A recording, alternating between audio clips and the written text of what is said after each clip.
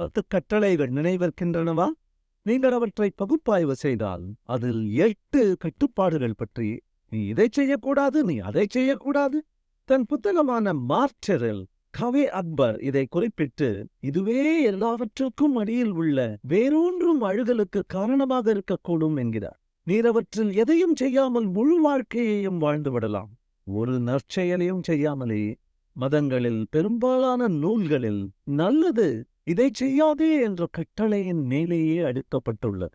இந்த நம்பிக்கையே அனைத்தையும் கெடுக்கிறது. அதிகாரத்தில் இருப்பவர்கள் எதையும் செய்யாமல் வெறுமே இருக்கிறார்கள். ஏனெனில் நல்லவராக இருக்க வேண்டுமென்றால் அவர்கள் தவறாக எதையும் செய்யாமல் இருந்தால் போதும். மார்ட்டின் லூதர் கிங் அன்றே எச்சரித்தார். தீமையை கண்டு எதிர்வினை ஆற்றாமல் ஏற்றுக்கொள்வது அதை பரப்ப உதவுவதற்குச் சமம்.